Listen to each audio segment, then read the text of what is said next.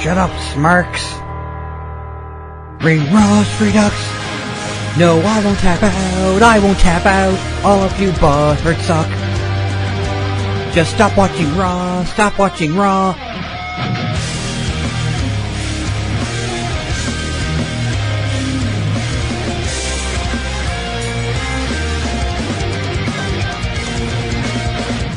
Now part of the Club Kayfabe creative community.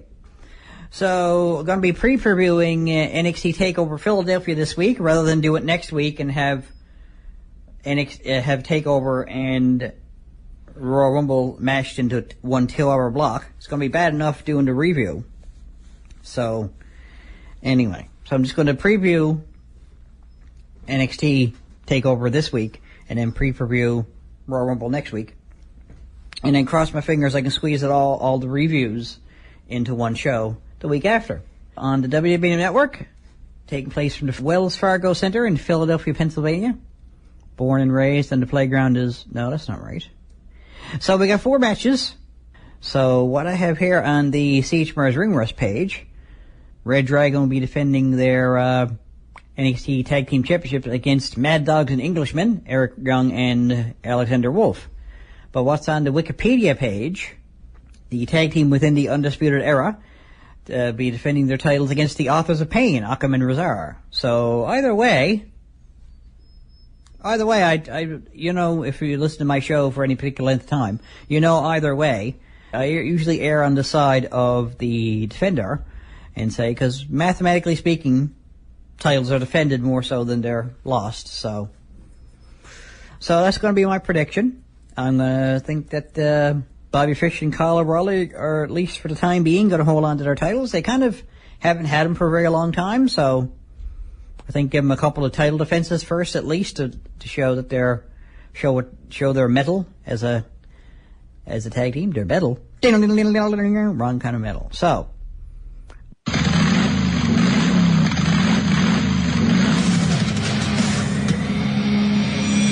The Club Kayfabe creative community, bringing together creative people from all walks of life and giving them a platform to show off their talents.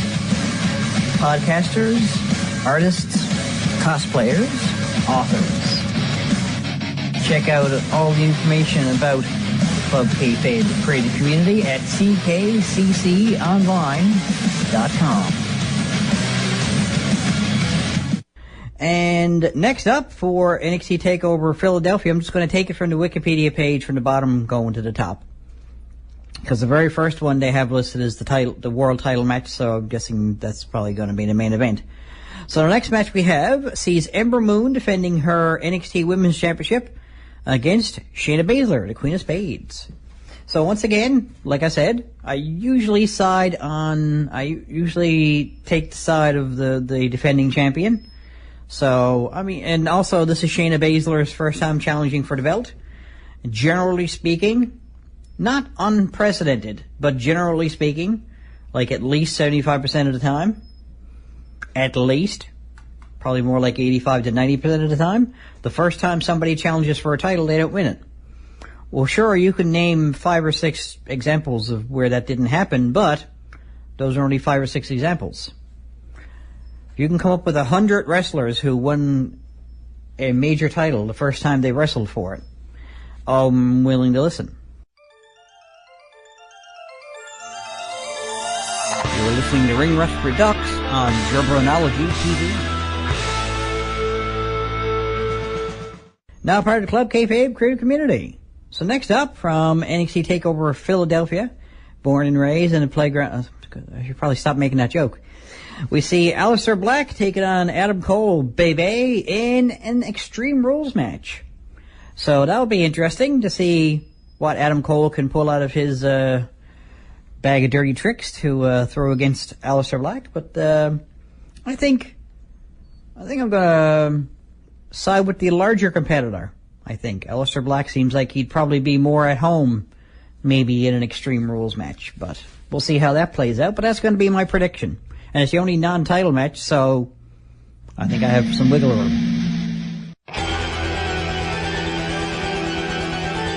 You're listening to Ring Rust Redux on Gerbranology TV. now part of Club Kayfabe Creative Community. So, last match for NXT TakeOver, Philadelphia, from the Wells Fargo Center in Philadelphia, Pennsylvania, on the WWE Network. It's never really been on traditional pay-per-view, has it? NXT, not really. So anyway, last match, main event, presumably, we'll see Andrade Cien Almas defending his NXT Championship against Johnny Gargano. So we'll see if, whether or not his wife, Miss LeRae, getting signed to WWE is going to affect his performance, or it might up his game a little bit. Maybe he'll be able to celebrate by trying to bring home the NXT Championship. Or maybe it'll be a distraction, who knows? I don't necessarily anticipate, it's going to be that big of a factor, but you never know. I do, though, as you just can tell just from listening to this episode, and if you're a long-time listener as well, I actually do side with, the defending champion. Usually, nothing personal against the person challenging for it, especially someone who's challenging for the first time, though, usually doesn't end up winning the title. And, like, in 2 of the 3 title matches, the challenger is challenging for the first time. So, not to say there can't be a feud developing, certainly. But over the span of several shows, maybe on the takeover that happens before WrestleMania, either Shayna Baszler or Johnny Gargano can take the titles. Who knows? Just not the first match, though. Usually not the first match. Nothing saying they won't win the titles eventually, but just not for the first match. Just how it goes. But you never know. With Candice LeRae getting signed to WWE, presumably to the NXT roster, would be interesting as well. You never know. They may start a mixed tag league or mixed tag division. I don't know. Or a women's tag division. Who knows what they'll do in NXT. It's a good place for some revolutionary stuff. So you never know. Candice LeRae getting hired by WWE just might be making a difference for Johnny Gargano. Pure electricity in my pants. Oh, my. Hey, it says right here, diagnosis, fractured ass. Hey, what's up? This is referee Tony S., and you're listening to Ring Rust on CHMR. That was Do You Know? Do you know what? Do you know that you're listening to Ring Rust? Now part of the Club Kayfabe Creative Community. If you pop on over to the CHMR's Ring Rust Facebook page and click on like if you haven't already, you can scroll on down to the breaking news. 3 A-list celebrities tied to WFN. That would be Mark Wahlberg, Roman Reigns, and Josh Duhamel. Tied to drug allegations for steroids. If you haven't heard the story yet, then welcome back out to the real world from underneath whatever rock you've been living under. Roman Reigns has been implicated into not necessarily a drug ring, I guess, but a drug dealer has been arrested and has confessed to selling to 3 major stars, and those are the 3 stars. So it'll be interesting to see how this affects Roman Reigns' WWE career, certainly his Intercontinental Championship reign, and his match against The Miz coming up. We'll see how that all plays out, and hopefully he'll still have the wettest hair and won't still be the basis for Metallica.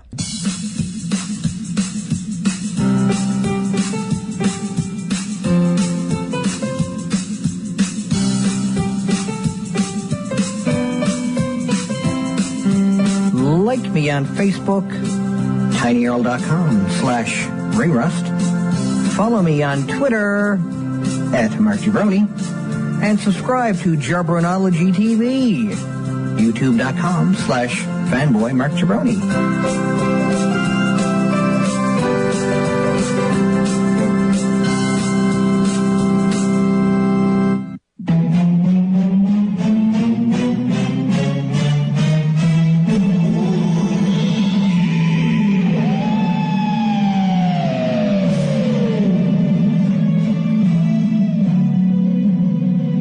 Ring Rust presents Macho Facts. Randy Savage lost his virginity before his dad did. And the Macho Man doesn't sleep, he waits.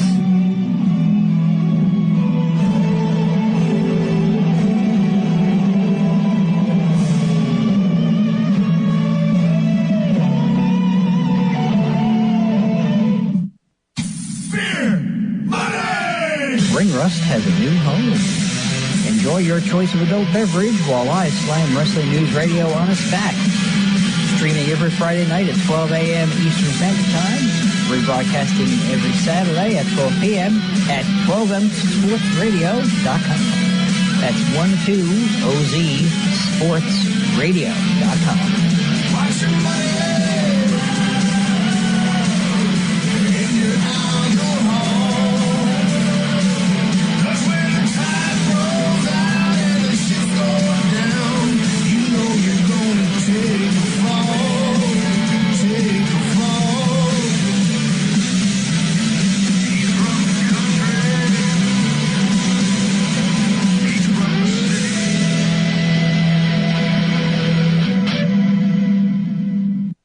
Want to pop on over to the CHMR's Ring Rust Facebook page, click on link if you haven't already, and scroll on down to the story about Mark Henry, reflecting on his legendary WWE career, as brought to us by Sports Illustrated's website, SI.com.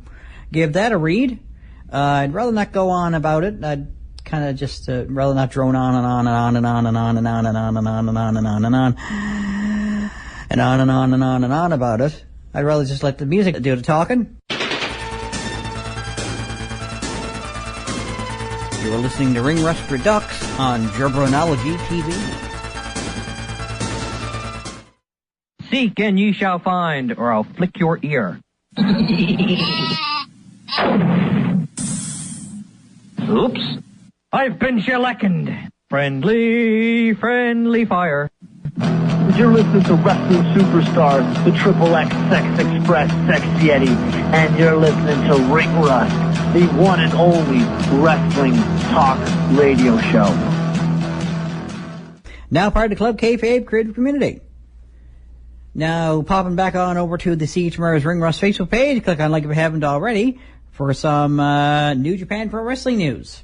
Former World Heavyweight Champion and WWE Universal Champion Bill Goldberg was in talks with New Japan Pro Wrestling about coming in for some big shows. However, him appearing for the promotion isn't likely now, as old Whisker Biscuit's going into the WWE Hall of Fame, and that usually requires signing a short-term no-compete deal. Usually that isn't much of a problem, as most going into the Hall of Fame aren't still competing on any level. Unless, of course, you're the Rock and Roll Express, in which case that's actually going to take away some of your pay. It's like, really? I can't wrestle anywhere? We can't wrestle anywhere? Okay. I guess we'll just feather what's left of our mullets and be happy with the money that you're giving us.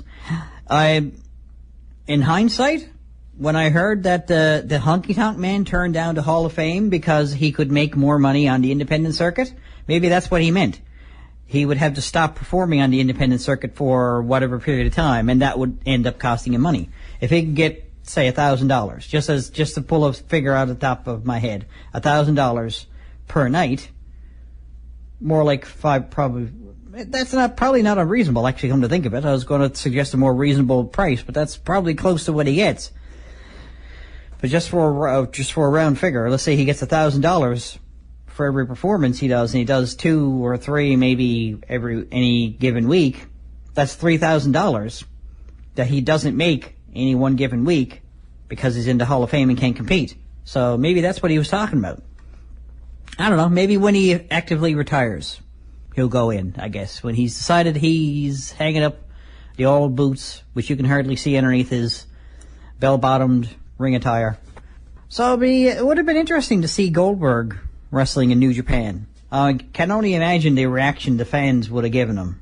This is the Great Cactus Slamming Wrestling News Radio on Ring Rust, CHMR 93.5 FM.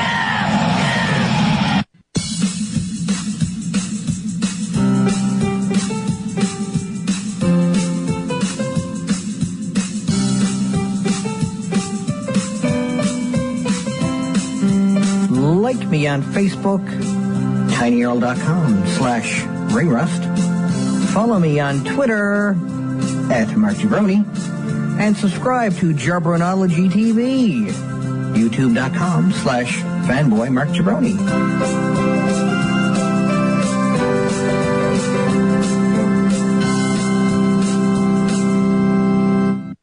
Now part of the Club Kayfabe creative community. Now going back to the siege of... Oh, God.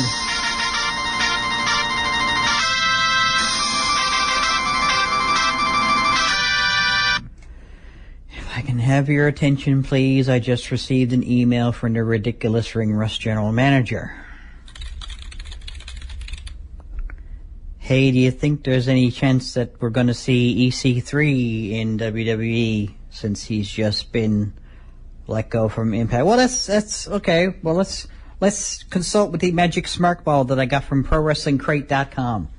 What are the chances of EC3 showing up in WWE? I personally would imagine he'd code NXT because he was known for being in NXT as Derek Bateman. But let's find out.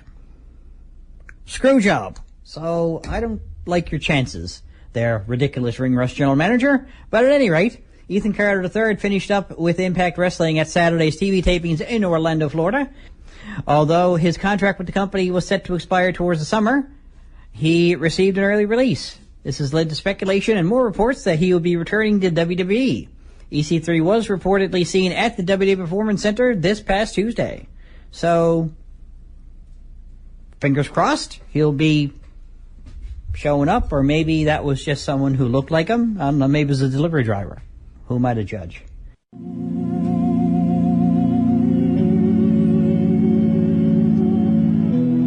That's it for another show, kiddies. Check me out on Facebook, where you can keep track of all the news that's right on the mark, from around ringside to the latest concerts. See you at the shows. Later days.